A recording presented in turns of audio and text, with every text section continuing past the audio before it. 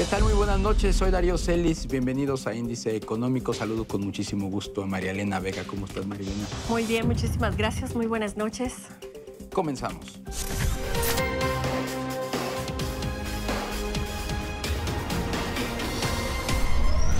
La 48 edición del Foro Económico Mundial de Davos arrancó ayer oficialmente con señales positivas sobre la economía de México en este año y el próximo. La institución financiera internacional aumentó 4 décimas su pronóstico de crecimiento para nuestro país en este 2018 de 1.9 a 2.3% y en 7 décimas su previsión para el 2019 de 2.3 a 3%. La Comisión Federal de Competencia Económica emplazó a diferentes aerolíneas por la probable responsabilidad de haber acordado tarifas entre los años 2008 y 2010 en territorio nacional. La COFECE indicó que tuvo conocimiento de hechos que posiblemente derivaron en contratos, convenios, arreglos o combinaciones entre agentes económicos competidores que participan en el mercado referido. Al inicio de la sexta ronda de negociaciones del Tratado de Libre Comercio de América del Norte en Montreal, el presidente estadounidense Donald Trump reiteró su amenaza de abandonarlo. Si bien el mandatario señaló un poco de optimismo sobre las conversaciones del tratado, reiteró su amenaza de que Estados Unidos podría cancelar el acuerdo por completo.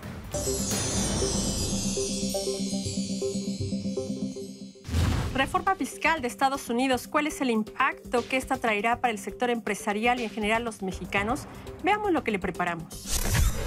De acuerdo con analistas y empresarios, México deberá impulsar una reforma tributaria para retener las inversiones ante la baja en impuestos que ha establecido Estados Unidos tras su reforma fiscal. Para el Consejo Coordinador Empresarial, antes de realizar cambios se debe analizar la tasa efectiva que van a pagar las empresas, la cual hoy es de 18% en el vecino país y 12% en México.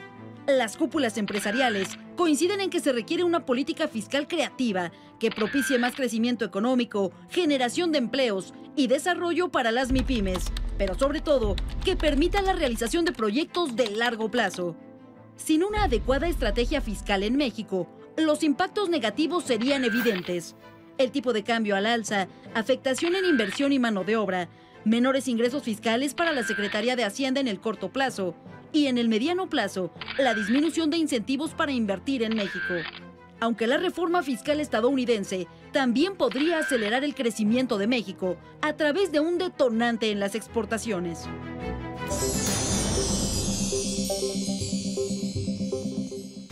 Se está cumpliendo un año de gobierno del presidente Donald Trump y uno de sus logros, si no es que el único hasta este momento, fue lograr la aprobación de su reforma fiscal. Esta reforma tributaria que dicen va a tener un impacto severo en el devenir de la economía mexicana y sus empresas. Para platicar justamente de cuál puede ser ese impacto, nos da mucho gusto recibir esta noche al doctor Heber Bettinger, fiscalista, socio director del despacho Bettinger Asociados. ¿Cómo estás, doctor? Muy buenas noches. ¿Qué tal? Muchas gracias por esta invitación. Es un honor para mí estar platicando aquí con ustedes. Qué amable, gracias. ¿Realmente en México debemos estar despreocupados de lo que pudiera acarrear esa reforma fiscal de Trump? Bueno, no, yo creo que no debemos despreocuparnos, sino todo lo contrario. Yo creo que debemos, sí, de prepararnos para hacer una reforma integral de nuestro sistema. Nuestro sistema tributario requiere de 2 ajustes. El ajuste en la administración de los impuestos, por un lado, y por otro lado, en la política tributaria que vienen siendo las leyes fiscales mexicanas. El impacto de la reforma fiscal de Trump va a ser para nosotros severo. ¿Por qué severo? Porque es muy atractivo, no nada más para empresas mexicanas, los beneficios fiscales que ofrece la reforma de Trump, sino para todo el mundo. Les pudiera comentar que hoy en día la Suiza, que nosotros conocíamos, a donde se iban todos los capitales mundiales, hoy se llama Estados Unidos. Estados Unidos aparte de la disminución de las tasas de impuesto, tanto para personas físicas como para empresa, ofrece muchos otros atractivos, como son la forma de cómo crear empresas, tanto para personas físicas como para las empresas, los beneficios que estos otorgan, beneficios que no están acotados a 6 meses, 7 meses, sino algunos se van hasta el 2020. En el caso de México, pues sí nos afecta, y nos afecta aún más porque pues, es nuestro vecino. Y por otro lado, compartimos inversiones. Hay inversiones americanas que tenemos aquí que posiblemente se retiren. Lo que muchas veces he platicado con mis amigos, los servidores públicos y algunos de ellos mis exalumnos, es que ellos comentan, bueno, pero nuestra mano de obra es muy calificada y muy barata. Pues es muy calificada, pero no es tan barata. Y hay que pensar que, por ejemplo, en la industria automotriz ya no se requiere tanto mano de obra, ya está prácticamente robotizada. Y de estar pagando aquí un 30% más otras cosas que se agregan, a irse allá a un 21% y repatriar los dividendos prácticamente exentos, los que se generan a partir de este año, y a unas tasas muy reducidas, aquellas utilidades generadas y no repatriadas antes del 18, del 2018, es muy atractivo para todos ellos. Doctor Bettinger, pero de todas formas, ¿podría todavía México actuar, hacer modificaciones fiscales? Estamos en movimiento de cambio presidencial. ¿Tenemos tiempo para hacer esto antes de evitar, pues a lo mejor, problemas que puedan hacer doler la economía mexicana? Voy a responder en 2 sentidos. En los términos económicos está muy difícil porque tenemos un presupuesto de egresos cerrado y tenemos una ley de ingresos ya aprobada. Claro está que existen las posibilidades de ciertos decretos que pudiera impulsar el Ejecutivo en beneficio de los contribuyentes, pero por otro lado, ese beneficio, ¿cómo lo pagamos? Porque tenemos cerrado nuestro presupuesto y muy ajustado el presupuesto de gasto. Por otro lado, tenemos el problema de que estamos en un año electoral. Yo me imagino que no pudiéramos, nuestro margen de acción es muy, muy pequeño, pero sí nos podemos estar preparando para el 19. Lo que nos está pasando a nosotros está pasando en todo el mundo. Todo el mundo, con la reforma de Trump, tiene que empezar a ajustar sus sistemas fiscales. O renovarse. En el caso de nosotros, pues prácticamente es ajustarnos y acercarnos y vernos lo mejor posible ante los Estados Unidos. ¿Por qué? Porque éramos un atractivo. Ya no somos tan atractivos porque somos muy caros. Entonces, no creo que podamos llegar a un 21%, pero acercarnos lo más posible a los 21%. No podemos seguir manteniendo una política fiscal al 30% de empresas, y menos aún para las personas físicas del 35%.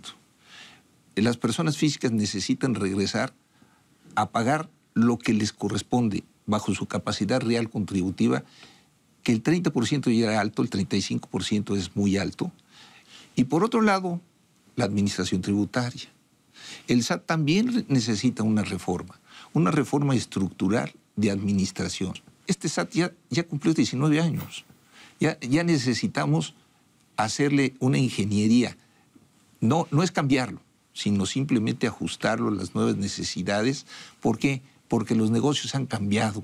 Entonces, avanzar por 2 vías. ¿Qué impuestos son los que se deben tocar y cuáles no?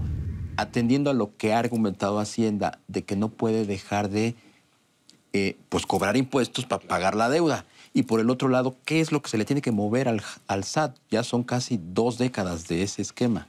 El recomponer la política fiscal implica irnos a un impuesto que efectivamente se pueda pagar sin que tengamos tanto problema como es el impuesto sobre la renta, que afecta la equidad y la proporcionalidad y cada vez empobrece a la gente, y eso obliga a tener más mercado informal. Eso se llama el IVA. No hay otra. Por chocante que sea, es el IVA. ¿Por qué el IVA? Porque si nosotros hablamos de las cifras que nos da el INEGI exactas, y para no perderme mucho, y hablo de 120 millones de personas, Y no hablo de ancianos ni menores de 18 años o de 12. Todos consumen, todos. No importa la edad. Quién sabe quién pague, pero todos consumen. Si nosotros ponemos un IVA, como hoy lo tenemos del 16, pero quitamos los exentos y vemos exactamente quiénes están en tasa cero, los productos alimenticios de tasa cero, y empezamos a discriminar y dejamos exclusivamente los que son la canasta básica. Básico para mí es el alimento que está en todas las casas, independientemente del nivel económico, como el frijol, el arroz, etc. Exclusivamente, y todos los demás los saco y les doy una tasa del 4% máxima, recaudo más bajando la tasa de personas físicas al 28%, regresando la previsión social a las empresas y bajando en el estudio que nosotros preparamos y está en la Cámara de Diputados al 25%. O sea, bajamos el ISR de 30, 35 a 25%. El 35 al 28, que es persona física. Ajá. Y por otro lado, puedo bajar del 30 de personas físicas, de empresas, morales, al 25. Sin perder. Sin recaudación, al contrario. No, recaudo más. Okay. Sí, recaudo más. Voy a ser más eficiente porque no necesito fiscalizar a todos los que son contribuyentes. Fiscalizo exclusivamente a los retenedores del IVA.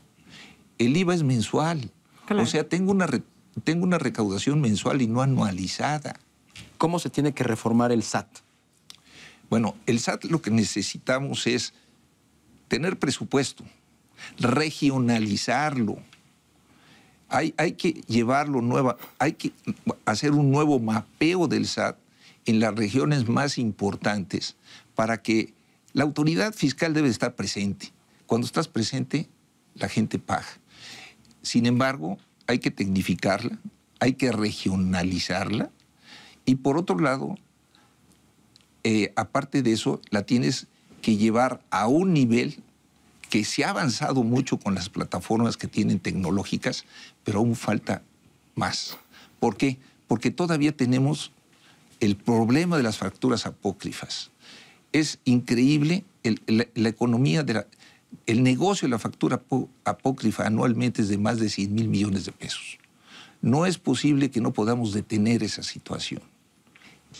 En esa tecnología tiene que avanzar el SAT para poderlo detectar en forma inmediata.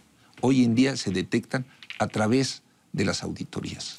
Pues doctor Heber Bettinger, fiscalista, socio director de Bettinger Asociados, un placer que nos hayas acompañado. No, el placer es mío y sobre todo gracias. Hablar de estos temas tan apasionantes. Nos podríamos quedar aquí una gran tarea que tiene el nuevo presidente. Toda una hora más, pero pues, desafortunadamente se nos acabó el tiempo. Muchas gracias. No, muchas gracias. Muchas gracias a usted también por habernos acompañado. Los esperamos el próximo miércoles 22:15 horas, Índice Económico ADN 40. Hasta entonces.